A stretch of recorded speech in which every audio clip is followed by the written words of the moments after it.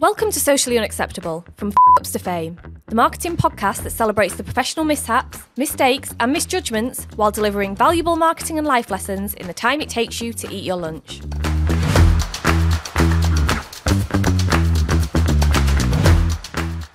That's not true in online presenting. In online presenting, you're not just trying to hold their attention, you're now trying to interrupt their distraction.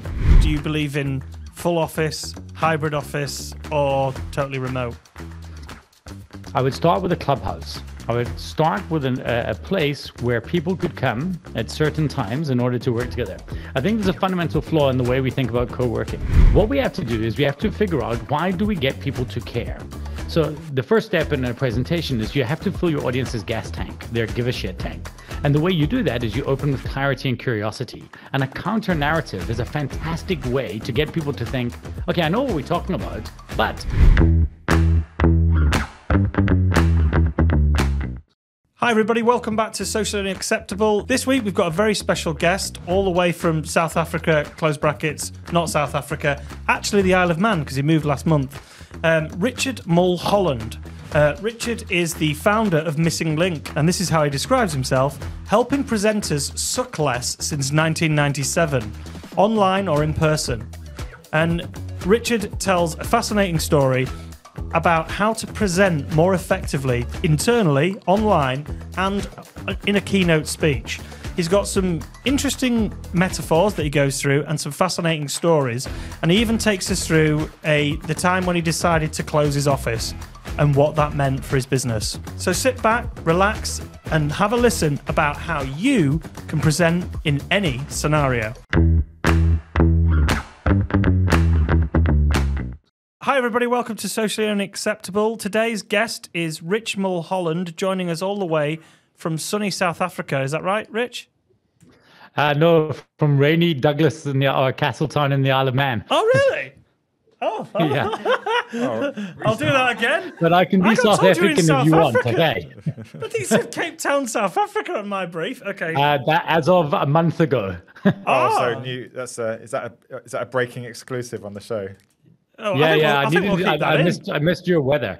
Oh God, that's an interesting story within itself. Why have you moved from Cape Town, which is one of my favourite places on the planet, to the Isle of Man, which is very different in terms of climate? Yeah, so Cape Town is absolutely and remains one of my favorite places on the planet. But the short answer is we wanted adventure. We wanted to do something different. And we want to have some degree of future-proofing for my kids. Oh, okay. Shall we start by you telling us a little bit about your background? So you've probably got a slightly more unusual and convoluted route to becoming a kind of a marketer or a thought leader than a lot of people. So do you want to tell us about where you started and where you are now? I think that's quite an interesting story. Yeah, so I'll go through. You guys stop and interrupt me at any given point. I started out after school. I knew that I wanted to start a business. I wasn't sure what I wanted to do. I fell into, by a complete fluke, Depeche Mode came to South Africa. And I wanted to work on them. I wanted to, at the time, when I was growing up, I really loved the band. And I wanted to go and, do anything. And I said to my dad, who had contacts in the industry, I said, listen, I will lick the stage clean for free. Just, whatever it takes, I want to work on this tour. That would have been 1993. So I went out, and my dad, who'd worked in audio, he'd said to me, do you want to be part of the sound crew? I thought, let me try something different. So I went to lighting, and I became a stagehand. Very quickly, the next week, AHA came, and I got involved in that one as well. And then Bryan Adams came, and I was quite lucky that I negotiated. Usually when you were a stagehand, you only worked at one gig. And so I negotiated that I would give my full fee to the truck driver if I could sneak into his truck and drive from location to location. I just wanted to make myself, a force. And so the truck driver said yes. And then the best thing that ever happened was that the truck broke down. So the truck broke down, and luckily I was able to go and contact the rest of the crew and get onto them. And I was there to try and help repack the truck when we got a replacement. I arrived at the Cape Town event as a bit of a conquering hero, and was promptly offered a job by the owner of the lighting company. And so I started off there. That was point number one. I don't know if you want me to stop there or if you want me just to carry on. Well, okay. Fast forward a little bit. So, music industry. What happened next, and how did you end up where you are today? The biggest problem with the music industry in South Africa is people don't go to concerts when it's cold. Now, I'm originally from Scotland. If we didn't go to concerts when the weather was shit, there would be no concerts ever. And so I kind of, in the off season, I'd go and I did scaffolding work and I worked in broadcast, but I was frustrated. So I went back to my boss. And at the time, we were the largest single supplier of staging gear on the planet outside of the band U2. And I went to him and said, this is ridiculous that we don't have work in winter. I said the two markets that I saw that did winter work, the one was the corporate markets and the other was the ravers. Because if you were off your face on drugs, you didn't feel the cold. So I built a division that kind of went and serviced both of those. But I very, very quickly discovered a truth.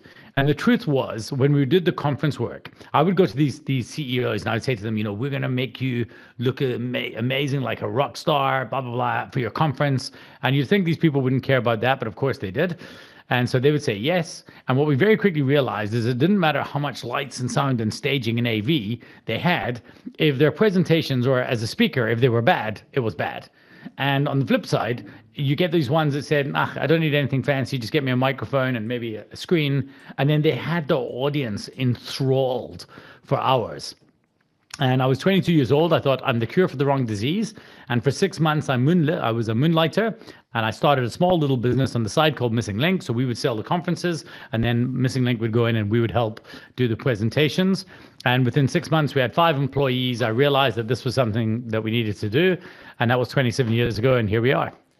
So now if you've got somebody who's like working in marketing, who's got a decent job, they're in-house, they work for a multi-million-pound organisation, they're comfortable in their role, and they get asked to speak at a conference, and they've been to conferences, but they just don't know how to tell an interesting story. What's the sort of advice that you give to someone? How do you start that process? Well, the first thing to realize is that a marketer that can communicate, and this sounds like a moot point, but it's not. A marketer that can communicate effectively always has an unfair advantage over a marketer that can't. So once we get people to understand that, we realize that when they do get invited to speak an industry event, if you can, as a marketer, get invited to speak an industry event, it is really an opportunity for you to shine. The bad news is that a lot of people think that they have to have these incredible skills in order to do it. The good news is you don't. The good news is you just have to understand the narrative structures to make for a good talk.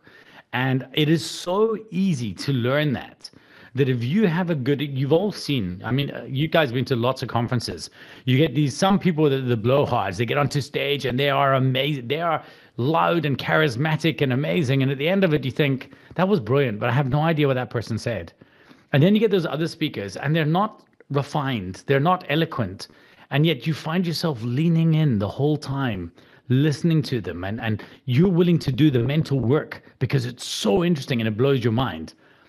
Those are speakers that follow a system. So the marketer that understands the narrative structures that will make for a persuasive presentation will always be able to learn the skills that they require later.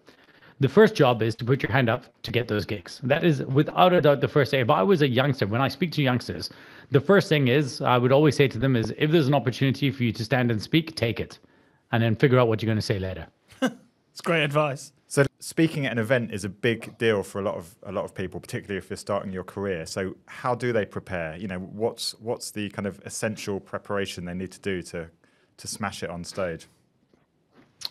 The most important thing. So we work with a lot of professional speakers as well. And a lot of people will come to me and say to me, I've got a great story that I want to tell. And I have to break the bad news to them and say, but nobody cares about your story, right? They care about I am literally in the minds of your audience who are listening right now. In their movie, I'm an extra. You are extras and I'm extras of yours, right? I'm so unimportant. My personal story is so unimportant to them insofar as it hasn't yet interrupted what they perceive their future story to be.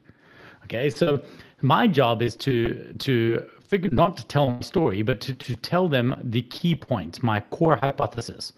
So the first thing I always say to people when they want to talk is I ask them, what is your counter narrative? And the reason I start with that is that everybody has an opinion. I always look, if somebody comes to me and says to me, I want to chat about the importance of personal purpose, I'll be like, well, why?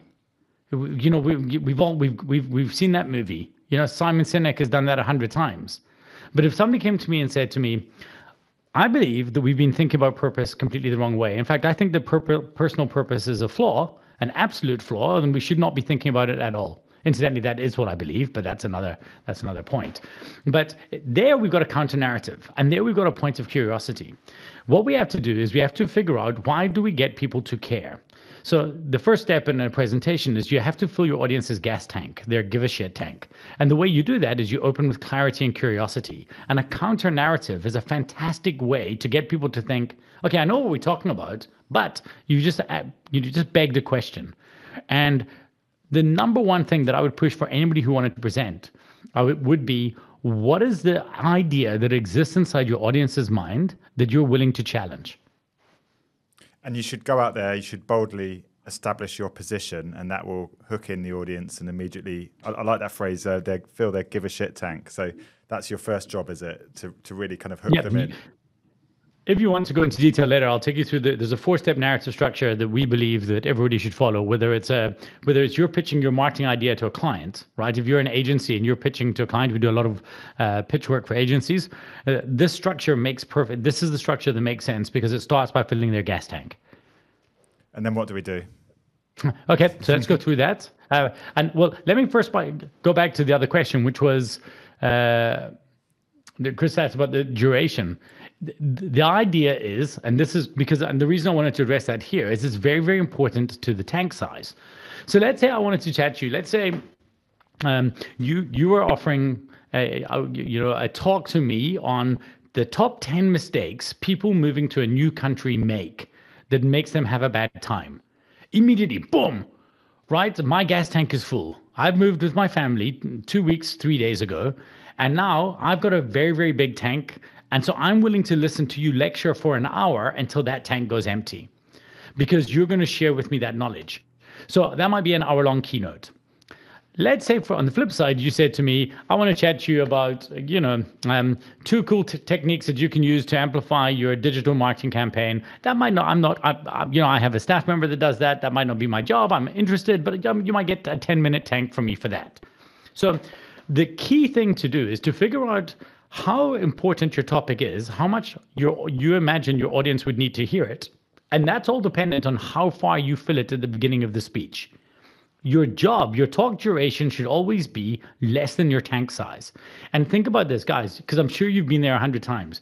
You've had this speaker that you really enjoyed, but then by the end of it, you're like, oh God, is this guy never going to shut up? And it's like too much of a good thing. It's like a dessert that's too large. On the flip side, you've had these other speakers that they come onto stage and then they walk off and you're like, honestly, I could have listened to that person speak the whole day. And the idea is the second person left your gas tank a little bit full. There's still curiosity. You're still on the hook. The other person literally drained it. So the answer to the question, and I apologize, it's a convoluted answer, but the answer to the question is less time than you want to. Take what you think you need and try finish 10 minutes before that. Or, if it's a shorter talk, 10% before that. So that underlines the importance of understanding your audience, doesn't it? Which is a theme we've covered before. So if you are speaking at a conference, you really need to get a sense of who the audience is, what their challenges are, what their level of sophistication is. All that side of it becomes really important, doesn't it? Yeah, but it's impossible. So it's one of the counter narratives we would challenge. People say to me, people always say, when I'm a member of the Presentation Guild and various other organizations like this, and people say, know your audience. I say, oh, amazing. How? Because I've spoken in 43 countries around the world. Like, how am I supposed to do that? I can know a few things about them. I can understand the context in which they were gathered. So what the commonplace, the shared context is, I was just doing an event I just briefed an hour ago for an event for an organization called YPO. These are all CEOs and business owners of organizations that do a turnover of $10 million and plus. And that's all I know about them. But one of them might be an absolute conservative CEO of a bank, and the other might be an absolute gung-ho entrepreneur who's just started a business and is going gangbusters. They're not the same person. So I have to create the commonplace. My job is to define the common areas that they care about, so that I make them my audience. One of the mistakes that speakers make is they figure out, oh, I'm speaking to a group of bankers. So then, I'm doing a talk to bankers. Good day, ladies and gentlemen. Hello, hi, my name is Richard Mulholland, and it's wonderful to be here today. But like every banker, they went to university and had crazy parties, and the higher up you go up the corporate cycle, the more crazy their conferences get after 10 p.m. So that's a good quote. This is a universal truth. They are all, and everybody treats them like they're conservative, but they're all batshit crazy. So what I try to do is to create that commonplace up front for my audience. And I'm getting into too many, I don't want to mix my metaphors, but if we get to it, we'll talk about the idea of the dragon. And the dragon is the problem you're uniquely placed to solve. And job number 2 is to help your audience solve the problem. Job number 1 is to make sure they see it. Most times you get on stage, your audience doesn't think they need to hear what you're talking about. The beginning of your talk is to make them care. Yeah. Create the curiosity and keep them curious right till the end. That's what we're saying when the guys Clarity, curiosity. Absolutely. Okay. How important are stage skills then when you see top chief execs or top speakers on stage? You see people cracking jokes, walking around, engaging with individual members of the audience. You see them walking around? Are they crazy? Great. I know you could try it sometime, Chris. Yeah. Great. That side of kind of stage skills, is that important? Great body language, those kind of things, or where does that rank in the hierarchy of important factors? Stagecraft is what you're saying. Lower than you'd think. And what I mean by that is, if somebody sends you an email and they make terrible mistakes in that email, it's you might notice, like, shit, man, they've not capitalized proper nouns and they're spelling badly. That's glaringly bad. But if they send you an absolutely acceptable email with decent language, you're not thinking, oh my God, it's Hemingway here, but it's okay. You don't notice. People have been oversold based on the Moravian myth, the idea that all of these body language things must be great. Just as a starting point, don't be bad. Okay, so if you're not sure, and in fact, nothing is worse for me than, and I respect the organization Toastmasters, but this overcooked, ladies and gentlemen, welcome. There are 3 things that we want to say to you today. Exit stage left. Ladies, I'm like, oh, come on, settle down. And everything is a big gesture and a flair. You're like, oh, bro, you're trying too hard. It's like an actor acting like a professional speaker. Yeah. Audiences have these authenticity detectors, and they can spot it a mile away. So if you're not comfortable yet, find a position that you're comfortable in. It could even be behind the lectern, and deliver a talk that people want to listen to. And make sure your content is fantastic. As you get more comfortable with your content, then, venture off, maybe engage with the audience a bit. If you ever see me speak, I pace when I'm in story, and I pause when I'm making a point. So I train my audience that anytime I stop and stand and face them, they know the good stuff's coming. Right. And then I'll usually segue and click over to a slide that's a big one, right as I'm doing that. But public speaking is a sport that you can only practice in public. So don't overthink this. If you're doing your first talk, only thing you should care about is your comfort, your content, because all comfort on stage comes from you believing in your content. Everything else is in service of that. So you must have seen some disasters on stage in your years, coaching people. Have you seen any chief execs completely bottle it or do anything absolutely horrific that's just had you wincing? Without naming any names, of course. Why not? Yeah, many times. In fact, there's nothing better than seeing a speaker bomb when they're before you, right? Every time, if I'm about to go on stage and the guy before me bombs, I'm like, oh, yes. Does that not scare you though, that somebody's getting ripped into if they're presenting and then you're going next? You think, shit, I've got to go out there now. They're not getting ripped into. They're just, you can just see let's be honest. I work in corporate presentations, for goodness sake, right? I go speak at marketing conferences and events and things like this. We're not in the United Nations, although we do political work. I certainly don't speak at political conferences. And the stakes are high, but for me, I know that I've come on to be the professional speaker, and I'm going to bring a level up, and I would never worry because I'm confident enough in what I'm going to do. It's the same as imagine you have a meal that every time you make it's absolutely amazing. And the person who cooks the starter, you're on the main course. The person who cooks the starter does a terrible job. If they do a bad job with the starter, it doesn't make you worry about the quality of your main. It's their bad starter that was bad. Now, here's the best news. The best news for me, for all of us, is that the acceptable standard for presenting is so unbelievably low. That's good news for If me. if the acceptable standard for swimming was the same as the acceptable standard for speaking in public, you would drown. That's a good quote as well. Yeah. So I mean, that's true. I mean, you do sometimes go to conferences, and some of the speakers just aren't comfortable. I mean, they get through it, but it's a bit awkward and a bit clumsy to watch. But you're right. You've got different levels of speaker. You've got your keynotes, and they're usually pretty good and quite well trained. The weather, and I do think sometimes, because one of the questions I've got is on the amount of content you have in your content. So the best speakers that I've seen don't hardly use any words on their slides, and they've got an interesting story to tell, and it's quite motivational, and they tie it all together, like you say, with a narrative. Whereas the people that just get up there and go, and slide number 2, and then, as you can see from slide number 2 over here on the right, those sorts of, it's like, oh God, I'm back at university. So I get your point. You're more the first one, right? You're more the telling the story, tying the narrative together. Is that fair? Yes, and I believe that 90% of people should be more that way. That we confuse every time that PowerPoint is there that means it's a presentation.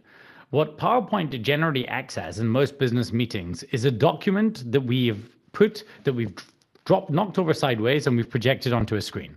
So we were working through, I see you both have notes there. Let's pretend that I have the notes as well. Instead of us all looking at our notes together, what I'm going to do, just to make it a bit easier, I'm going to put a camera above those notes. I'm going to project them on the screen so we can all see them there. That's what most presentations are. They're collective document reviews. We call those docu-decks. Those are fine to have text on them. And sometimes if I'm sitting with a client, taking through a detailed plan of how their conference is going to look or their campaign is going to look if it was a marketer, obviously we do need to go through those things. But actually, we're just reviewing a document together. But the moment you're on a stage is very, very different. And the amount of information that you can actually effectively deliver is significantly less. So let's start with an agreed definition of what a presentation is, and then we can decide if we share this. I'll take you through why I think our structure could really help people. For me, a presentation is very simple. It is the delivery of a message in order to evoke an emotion that will achieve a desired result. The message is in service of the emotion, and it's the emotion that will drive the action or the result. Where are we on an agreement of that, or do you have any questions around it? Sounds sensible. Yeah, you're using emotion to drive a result. Okay. Right, because human beings are, we like to tell ourselves that we're rational animals, but we're not. We're emotional animals that verify past decisions with rationality. So we do post hoc rationalization. And this is why marketing is so powerful, because it appeals to the emotion of the individual. They go and they buy that purchase, and then later on, in the time it takes Amazon to deliver it, they've justified why it's a good idea. So with that being said, there's actually not so much you're trying to do. All you're trying to do with your talk is get an audience to take a specific action or a series of actions. And in fact, a keynote can't get people to commit to something for 6 months, but it can get them to do a first action that will make them want to be on the path to being better. So for me, a structure is very, very simple. At the beginning of a talk, maybe now I'll take you through the 4 basic steps, and we can go into detail later on. Step number 1 is you have to give your audience a reason to believe. A reason to care. Sorry. Step number 1, give your audience a reason to care. That's fill their gas tank, their give a shit tank. Once they care, and this is very emotional. In classical rhetoric, we would call this pathos. You've really, really appealed to them that they want something. Then step number 2 is to give them a reason to believe. Now, why should they trust me and or my research with regards to the thing I've just told them they should care about? Once we've got to that, we're going to step number 3, which is tell them what they need to know. And for us, we would always say, basically, pick 3 things. We care about this topic, that personal purpose is a bad thing. We've been sold down the river about personal purpose. The research I've done on this topic is X. Here are the 3 things I need you to think about, A, B, and C. And here's the last step, tell them what they need to do, is the single thing I need you to do as a result of being a human who now knows this. Give them a reason to care, give them a reason to believe, tell them what they need to know, tell them what they need to do. Now, throughout that, I'm only making a very few small points, but we're on stage for 45 minutes or 20 minutes. So the rest of the time, I'm smuggling that information in, wrapped in a narrative and a story. And we can break down what stories really are and how we can sometimes use them too often. But that's where the job of stories comes in. If you emotionally tie into it, you just need an image to remember it. You don't need text. However, sometimes I use text on my slides when I specifically want somebody to have that information at hand, and they take a photograph of it and away they go. Yeah, interesting. So why don't you define what you mean by a story? I think storytelling is a term marketers bandy around endlessly, isn't it? So what do we mean by incorporating a story into a presentation? Okay, so let's think about what we're trying to do with the story here, right? For me, it's very simple. I don't know if either of you guys do jiu-jitsu. Yeah, I have, yeah. Okay, so I do jiu-jitsu. I'm like I'm an evangelist. And one of the things, I'm quite a short guy, and one of the things in Brazilian jiu-jitsu or straight up jiu-jitsu? Brazilian. Yeah, okay. Yeah, BJJ. Yeah, BJJ, right. Is a distance management. If I'm up against a person who's really, really, really tall, well, I don't want to be. I want to make sure that I can close the distance on them quickly and get into my fighting location. If I'm against somebody shorter, I might want to keep them at a distance until I'm ready to attack. This would be true for jiu-jitsu. It'd be true for most martial arts generally. Distance management is important. All a story is in the commercial sense is a tool for effective distance management. That's it. So let's imagine we wanted to talk about a subject, and we were talking about effective ways to run more effective agencies, for argument's sake, right? Well, I've got a problem here, is that it's hard to read the label from inside the bottle, and everybody in the audience, they know what it takes to run an effective agency. So I need to create distance. So I'm going to tell you about a story about a very, very different kind of company, a company that actually works in the agriculture industry. And I want to explain to you some of the unique challenges they have and blah, blah, blah, and take you through that story. Then when you get through that story, you're like, oh, wow, that makes perfect sense. And then I say, okay, so, grab, pull. Why is this any different to where we are today? Yes, we're not in agriculture, but do we have customers that need this? Yes. Do we have this? Do we have that? Do we have that? Absolutely. So why then is it X? And the audience is like, wow. Now the audience has to do the heavy lifting to explain to themselves why that's not the case, because they already agree it in an area that they're emotionally uninvested from. The flip side is I might want to have to explain something to you that's very complex. So I want to chat to you guys about the importance of neurolinguistic programming, or let's even go something bigger. I saw J. Craig Fenter, the guy who mapped the human genome, speak at TED, and he wants to explain about mapping the human genome. And the problem is that he can go into all this detail, but if you're not a brain doctor, you wouldn't understand it. So he has to turn around and say, okay, you're too far away. Let me try and help you with this. I want you to imagine you're driving down a freeway, and you're driving, and there's lots of cars coming towards you, but there's also all these off-ramps. And I want you to imagine when you turn off this off-ramp, and then he would go through and explain something, and then you're like, oh my God, so this is the off-ramps and that's that. He's brought you closer, and then he said, well, pushes away. That's all it is in mapping the human genome. We have to connect the cars with the things, with the that. So that's the most important thing to understand about storytelling, is the story is not in service of itself. It is there to fulfill a distance management purpose. That's interesting. That's a really interesting take on it. That makes sense. So how do people work with you then? So does someone come to you and say, let's say, the PRCA drop me or Will a message and say, can you, as the host of Socially Unacceptable, can you come down and speak at the PRCA conference? You've got to do a 20-minute keynote, and we go, okay, we'll do that. Shit, what are we going to talk about? Is that when somebody comes to you and you help working with them, or how does your process work?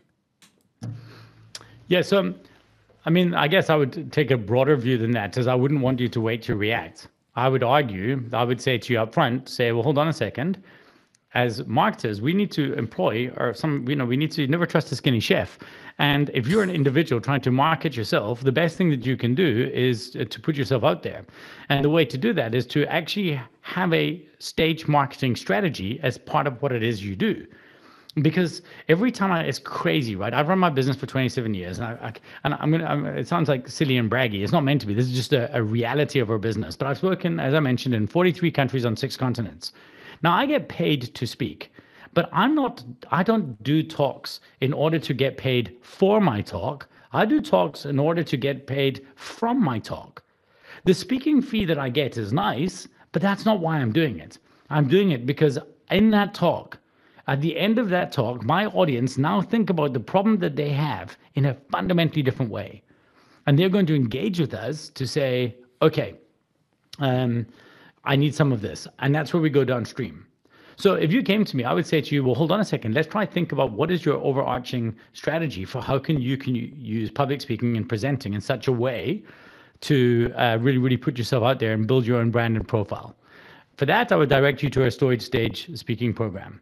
But you might come to us and say to us, I've got a really, really big pitch. We're trying to win X account. The incumbent is so-and-so. We believe our unfair advantage is X. Can you help us put together the pitch? And then we would just work as the outsiders, trying to help you read the label from outside the bottle. And should everybody be doing this? Every kind of corporation be, if you look at kind of traditional thought leadership programs, you get chief executives, doing media interviews, or senior people doing media interviews, being very active on social media.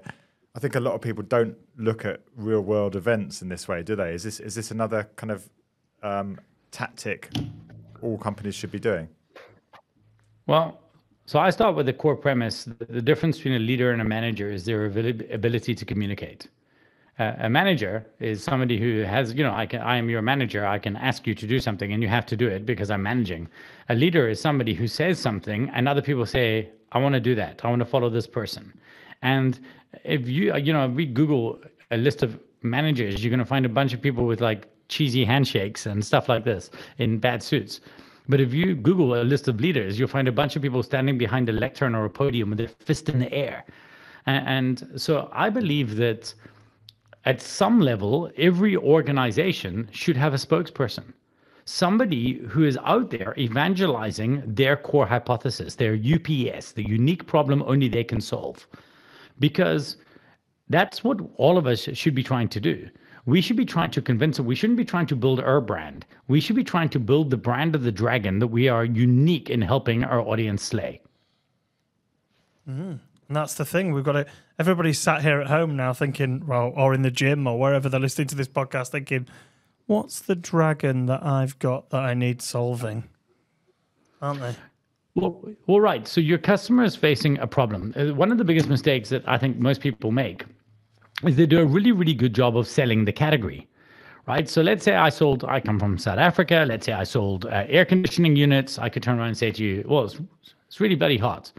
Aren't you upset that it's so hot? And don't you wish that you could sleep better at night and have a nice cool breeze blowing over you? And I'd be like, yes, I do. So, well, you needed, Richard's air conditioner. The problem is you now agree that you need an air conditioner, but now it's a 5-horse race, me along with 4 other air conditioning suppliers. But what if I turn around and say to you, have you ever been to a hotel? Like, I know that you need an air conditioner and you want to cool down. We get that. But have you ever been to a hotel room and they've got that air conditioning on? You wake up in the middle of the night and your throat feels so dry and your eyes feel dry just from that cold air blowing on you. And also, have you ever been working in an environment and that air conditioner noise is just going over loud and loud and loud?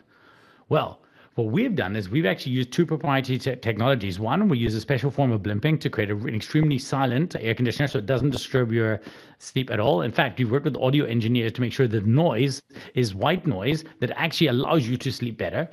And the second thing we've done is we've created a humidifier that we built into the air conditioning so that actually, instead of drying out your throat, it actually helps to, make you feel, I don't want to say the word moist, but, here we are. You said it. But now what happens is we're no longer caring about cold air. That's what everybody does. We don't care about that. What you now care about, your gas tank is full for dry eyes and noise. So now it's a 2-horse race, me versus the rest of the other 4. I didn't sell you my air conditioner. I sold you the problem that my air conditioner is the only one that can solve. If you believe you live in a world in which you have that problem, you now need me. I'm all in for some air conditioning now. We need some aircon. We need some aircon now. Yeah, You've convinced me. Your aircon sounds amazing. With vanilla scent. So we asked everybody on this show what's the biggest fuck up they've got in their career and what have they learned from it. So what have you got, Rich? Being a brilliant storyteller and presenter, I'm sure you've got no fuck ups, right? Oh yeah, absolutely none. It's actually been a breeze. Life is so easy. Yeah. I mean, the problem is, of course, that there's too many to list. One of the biggest mistakes I've made, and let me bring it back. This is what I was going to say to you, but because I am quite an eloquent storyteller, I don't just sell audience, I sell myself. So one of the biggest challenges facing people who are good at telling stories and persuading other people is that they actually are often very, very eloquent and simultaneously incorrect. But because I'm able to frame my argument in such a way that it's convincing to other people, I end up convincing myself, and I've made some really, really silly mistakes. A big one for us was after lockdown. So during lockdown, we have a presentation company. We did terribly. We went to revenue 0 straight away. But actually, by the end of the year, by August, we'd had our best month in 18 months with no live events. And September was our best month. And at the time, I think it was our 24-year history. And the reason was that everybody who thought they were great at presenting agreed that they were terrible at presenting online. Overnight, we started picking up lots and lots of international customers, and we bet the farm on the fact that we could do all business online, everything. But then what happened, and I was so convinced of this, and I was appearing on podcasts and shows and advocating the idea that we should never go back to the office again, never do any of these things. And I had convinced myself so much. But then what happened is, slowly but surely, people did want to start interacting again. They did go back to things. I was still doing lots of online keynotes as opposed to traveling halfway around the world to do them.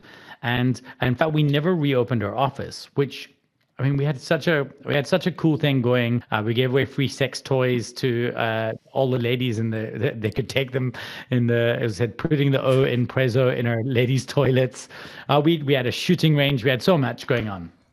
And we kept it all closed because we thought that we were smarter and better than that. And it was such a fuck up. I had no idea. When you do a branding exercise, and let's be honest, that's all of our office was, right? Our office was a campaign. People always thought, oh, you're doing it for your staff. The novelty of cool offices wears off for people working in those offices after a month. Then it's just work. It's actually for the other people. But sometimes what happens is you create a brand position in the market. You take it so much for granted that you forget that it is effective. You then move away from that brand position, and only then do you see the fallout of it, which was our word of mouth engine effectively ended. That word of mouth engine, people going home and talking about their experience at our office overnight, ended. And then we had to start doing much more reaching out to people and selling. It was insane. It cost us an absolute fortune. In fact, I would argue it nearly cost us the business. Why did you not reopen the office, or had that ship sailed? So 2 things. One, we gave our staff the chance to work from a distributed location. So we had even people in the same city worked hours away from each other, very, very, very, very far. We had staff in Joburg, in Cape Town, for a while in Durban. We have in Milton Keynes. I'm out in the Isle of Man. Where is the core? Second of all, people become quite used to, getting up late and working there. And so it became hard to convince. And third of all, by the time it got to the point where we needed to rebuild another big, massively exciting conversation worthy location for our clients and staff to come to, by this point, I didn't have the margin and profits to make it. So now I was stuck in this catch-22 that we had to start from a product level again and build up. Yeah, that sounds challenging. I think we've all been through the COVID pandemic scenario where we've met a lot of people that have had problems from that period, from online entrepreneurs that have lost millions as well. So yeah, I mean, it was a tough period, but you did well to come out of there, focusing on online presentations. I think that's a nice, to use the 2020 term, pivot, wasn't it? Yeah, it was a very real need. Everybody knew that they weren't good at presenting that way. The challenge is knowing when to, I guess, that every time you pivot, sometimes it's just a swinging door, and you need to understand that the door, you didn't pass through it, the door is still going to swing back. And I didn't really anticipate that fast enough as a leader, and I made some mistakes that probably had too many late nights. I definitely caused too much stress and late nights for my management team. So if you started again today, Rich, from the ground up, would you start with an office? Do you believe in full office, hybrid office, or totally remote? I would start with a clubhouse. I would start with a place where people could come at certain times in order to work together. I think there's a fundamental flaw in the way we think about co-working. So the promise made by co-working spaces like WeWork is, and you've all been pitched this, right? Come together and there's going to be this amazing sense of community and you're all going to chat and we're all going to become friends and help grow each other's businesses, and none of it happens. In fact, it's like going to the library. You arrive there, you put in your earbuds, and you have a Zoom call with your library voice. Hi, yeah, thanks so much. Yes, fantastic, really exciting. And everyone behaves, there's no music and there's no vibe. They're selling you all of this, or some of the space, a small little corner of space, all of the time. You know what I want? I want all of the space, some of the time. Yeah. I want to create a space. Let's say we build a core space in Johannesburg, and it's going to be the best office, and it's going to be good for like 20 to 30 people, and it's going to have a really, really good environment, and it's going to have lighting and TVs and screens and a whole bunch of really, really good podcast studio, a YouTube studio, all kinds of things that you would want in an office.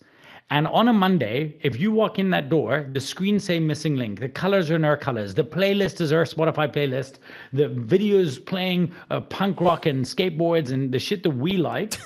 But then the next day, when somebody else walks in, it says their company name on it and their things. And I think that I don't understand why we've not been thinking about co-working this way.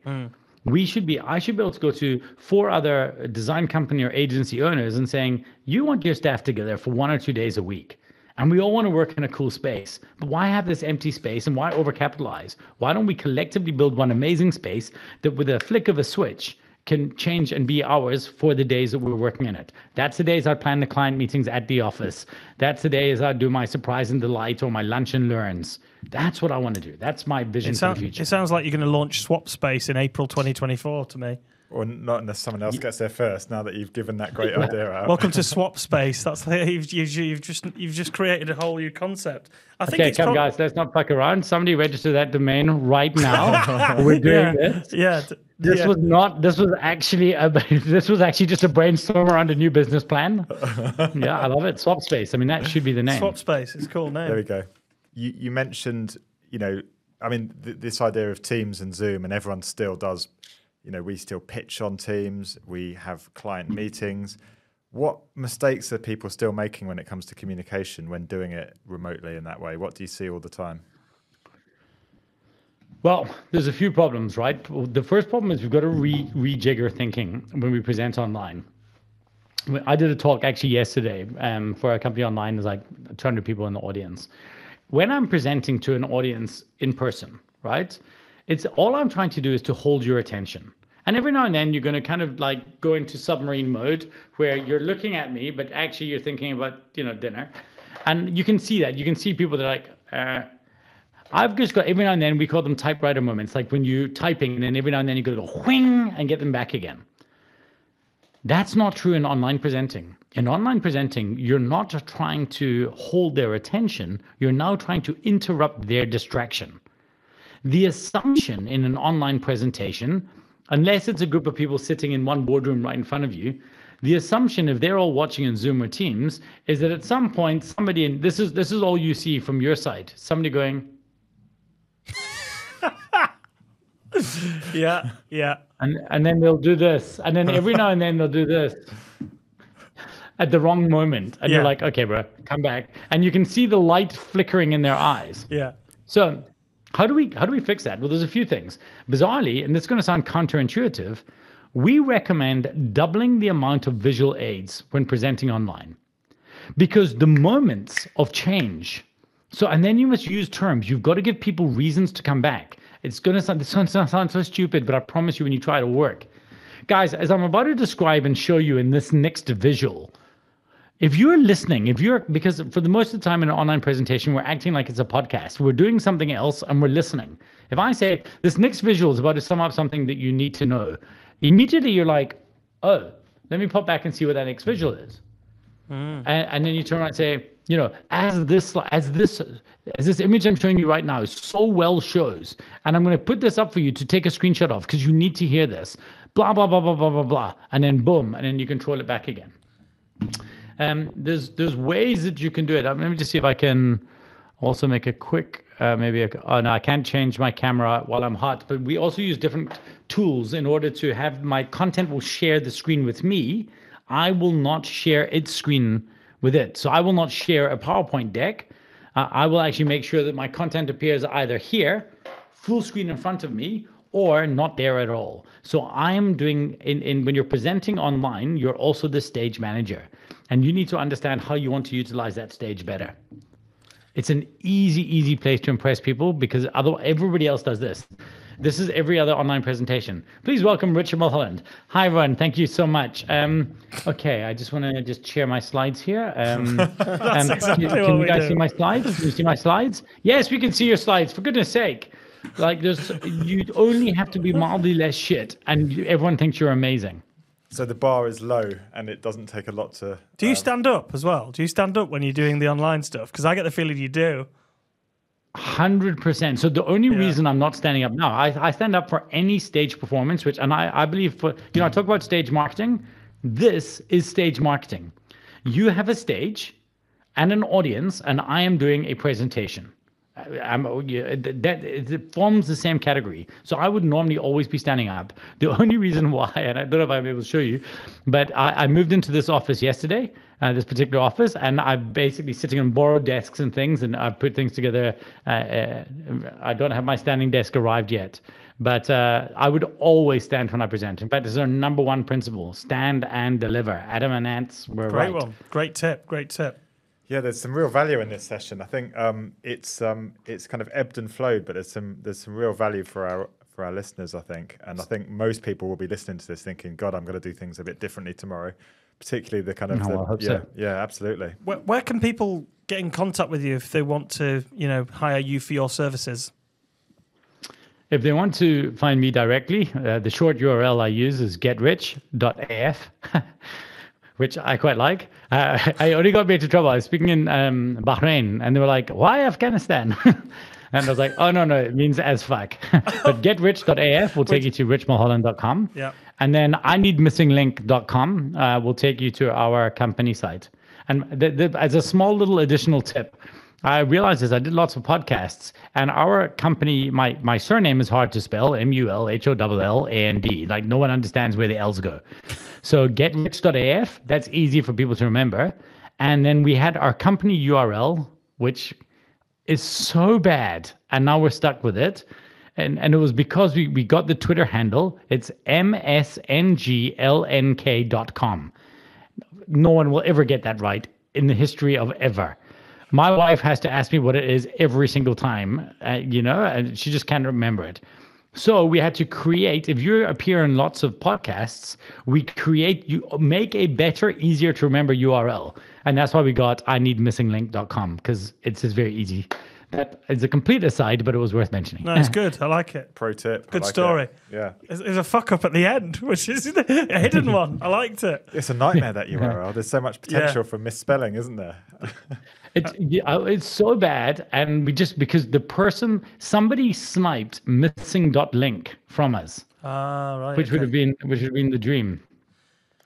Well, thanks for coming on the show, Richard. That was great. Oh, I mean, some fascinating insights, and I might be in touch when I get a keynote speak, the next one that I've got to do. So, yeah, I might be in touch because it was a fascinating little framework there you've got. Yeah, that's brilliant. And one question we always ask everybody, Rich, is if we could have anybody else on the show, who would you recommend? A friend of mine, I think he's one of the smartest marketers in the world, and he's not a marketer. His name is Robbie Brosen. He's the founder of the restaurant chain Nando's. He's an incredible guy. And when he talks about the journey of how Nando's and how they did and how they built it, it's really, really, really fascinating. It's one of the largest it's a family-owned business still. And where it came from, and he attributes marketing, bravery, and genius to being a massive part of the success. And it's interesting because one of the very, very amazing things that's relevant to me now building a new version of our business in the UK is that they recognized the very cheeky, very quirky, almost unpolitically correct way they launched Nando's in South Africa was very, very different for what they needed to launch in the UK, where it almost had this kind of premium feel to it and things like that. Robbie is such a wonderful guy, and if you can get him, he would be a fantastic guest on your show. Wow, he would be a good guest. He would be a great guest. That was a good tip. Yeah, thank you for that. Thank you for listening to Socially Unacceptable. Please remember to subscribe to the podcast and leave us a 5-star review. Don't forget to follow us on social media on Instagram, TikTok and LinkedIn at Prohibition PR and Twitter at Socially UA. We would love to hear some of your career fuck-ups so we can share them on the show. For more information on the show, search Prohibition PR in your search engine and click on podcasts. Until next time, please keep pushing the boundaries and embracing the socially unacceptable.